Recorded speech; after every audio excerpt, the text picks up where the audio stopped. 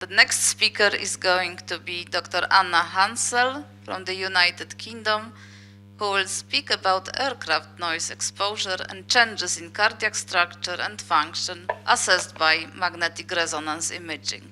Please. Thank you very much. I'd like to thank the organisers for asking me to speak, and say I have no conflicts of interest to declare. So most of this presentation is about a study conducted in UK Biobank that was published in January this year in the Journal of the American College of Cardiology. So aircraft noise exposure and changes in cardiac structure and function assessed by MRI. But I'll start with just some basic background areas, some of which have been covered already. We've talked about air pollution before lunch. Traffic noise is actually the second most important environmental risk factor for health after air pollution, but has a much less attention paid to it than air pollution. We've talked about WHO guidelines a few times. We've actually had those since 1999. A lot of people are still unaware that there are WHO health-based guidelines relating to noise. And we have good biological plausibility, certainly for the cardiometabolic impacts of noise on the body. And in fact, these were better elaborated, I think, than air pollution was 20 years ago. Air pollution has had a lot more attention now, but actually, if you're thinking about is it plausible noise has an impact on the cardiovascular system, there's very good evidence and some very nice reviews, mainly in the cardiology journals. We've also had convincing experimental studies for some time looking at the acute effects of noise, and we're having to rely on the epidemiological studies for the long-term effects of noise. And this is just an example of, if you want to read on further about looking at transportation noise, pollution and cardiovascular health, some reviews of evidence. This one was published last year.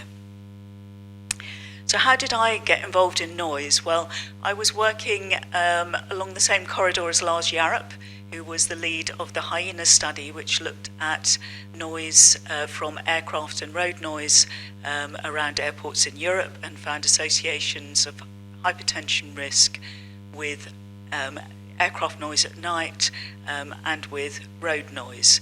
So I became more involved in this research when Lars retired, and this was the first substantive study that I led on, which looked at aircraft noise and cardiovascular disease near London Heathrow. So that left-hand study, which was published at the same time as a report from 89 US airports.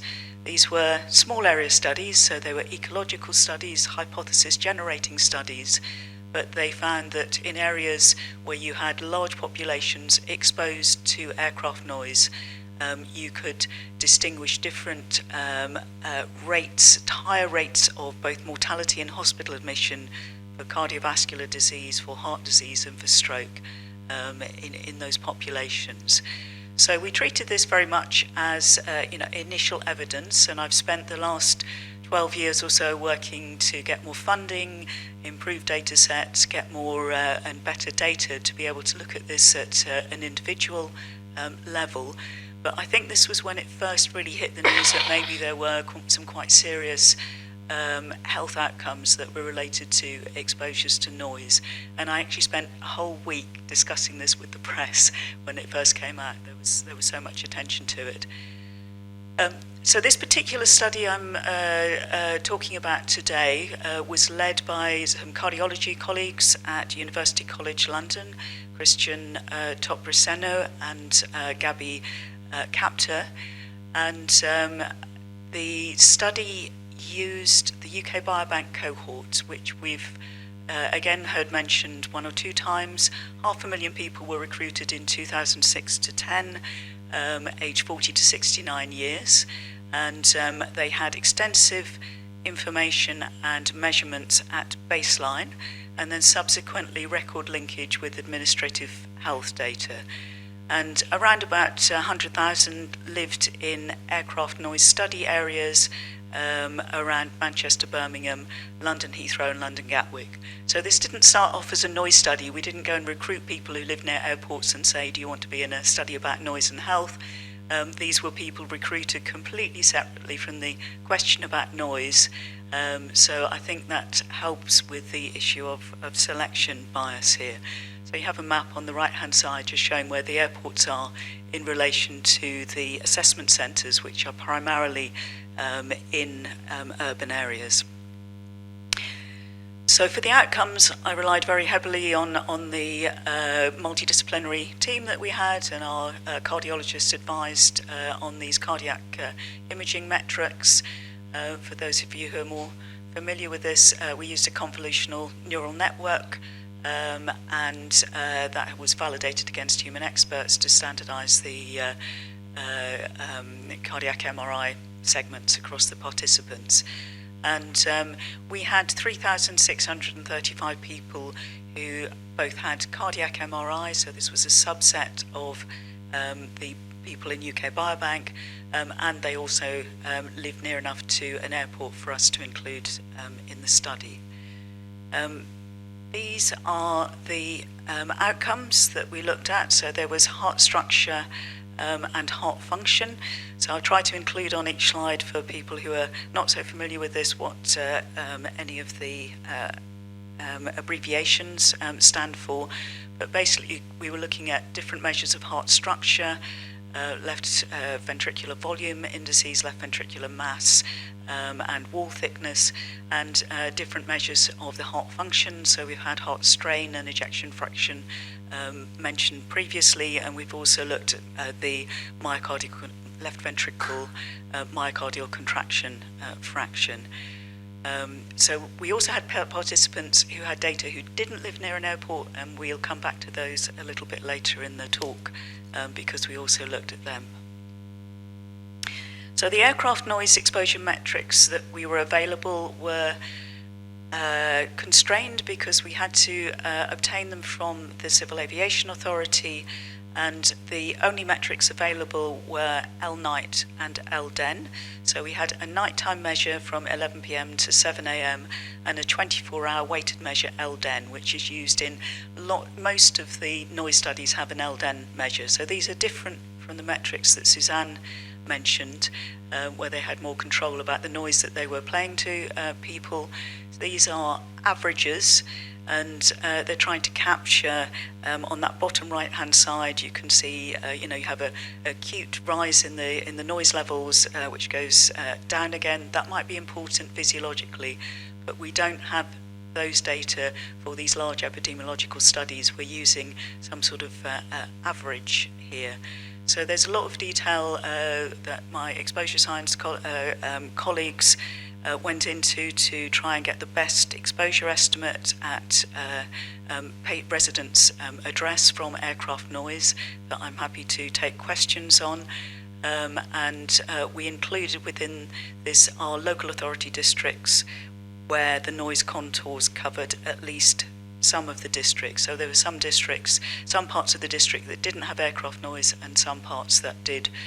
So we got a nice contrast in exposure across our population. So we had, on the left column here, our main question was aircraft noise associated with adverse left ventricular modelling, and because it's an epidemiological study, we did a lot of adjustments for this, making sure we'd captured demographics, age, sex, ethnicity. We looked at individual and area level socioeconomic status. We looked at lifestyle factors, smoking, alcohol, physical activity, and we also included environmental factors. So we looked at road and rail noise and NO2 and PM2.5 air pollution concentrations. And I have to say those environmental exposures were actually had very small correlations with the aircraft noise exposure, which we have seen in other studies, but we did include them in the model.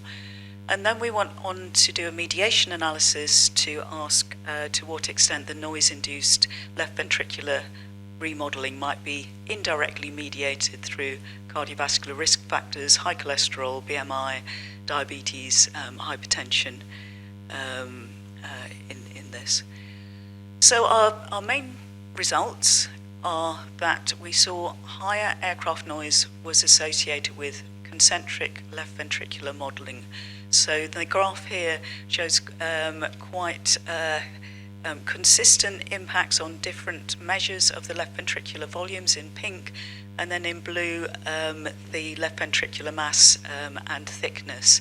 And on the right hand side we pulled out some of the figures which are not displaying, apologies, particularly well on the y-axis. 7% higher left ventricular mass and 4% higher left ventricular wall thickness.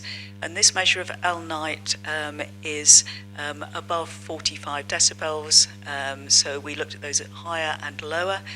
Again, happy to go into that in questions. This is above and below the cut-off points that we were given from the Civil Aviation Authority, so they don't give us the full distribution of aircraft noise. It's 45 decibels and above.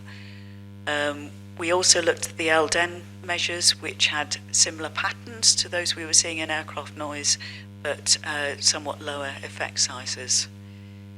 So our second part of the analysis was looking at left ventricular function, where we saw decreased strain, so less good function, and we saw similar effect sizes in this analysis with the nighttime analyses and the higher versus lower LDEN weighted average 24-hour analysis, but we also saw a lower left ventricular myocardial contraction fraction in this that was significant.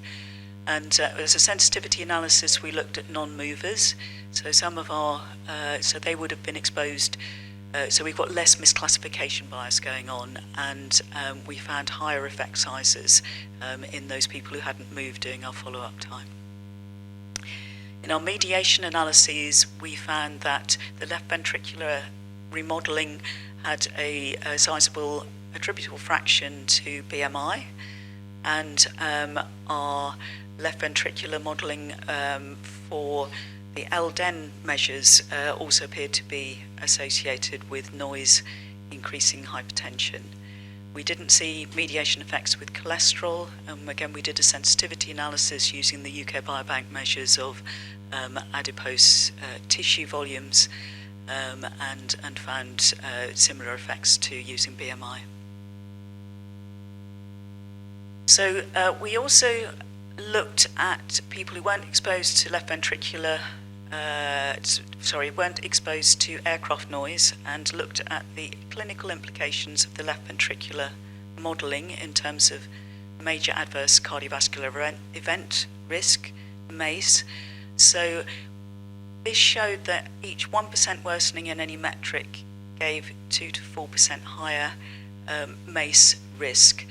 So our 7% higher left ventricular mass was going to give us a 15% or so higher MACE risk, but the combination was not additive, so if you put all of the abnormalities together, you ended up with a 4 times higher MACE risk, which I have to keep going back to the paper and say, was it really that high?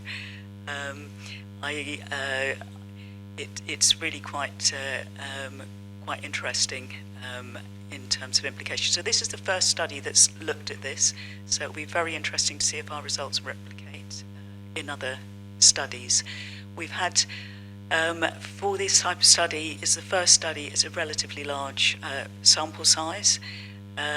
We've used the best noise estimation methods that we have available, and we've tried to make appropriate adjustments for this. Certainly, the findings that we've got support the epidemiological studies, including the more recent cohort studies that are finding associations of aircraft noise with cardiovascular hospital admission and mortality. There are some limitations to this, including we don't have the full noise distribution. We're using a cohort, a sort of subsample of a cohort, and we may have some residual confounding here. But the conclusions of our study are that aircraft noise we found to be associated with a thicker and stiffer heart that wasn't functioning as well. Some of that risk may be related to increasing risk of hypertension and obesity that's impacting on the left ventricle, but we think that the levels that we've seen can have quite important impacts on the risk of myocardial disease. A very big thanks to my multidisciplinary team collaborators here, particularly Christian and Gabby. I put Christian's email in here in case anyone wants particular details of the cardiovascular study. And thank you very much for listening.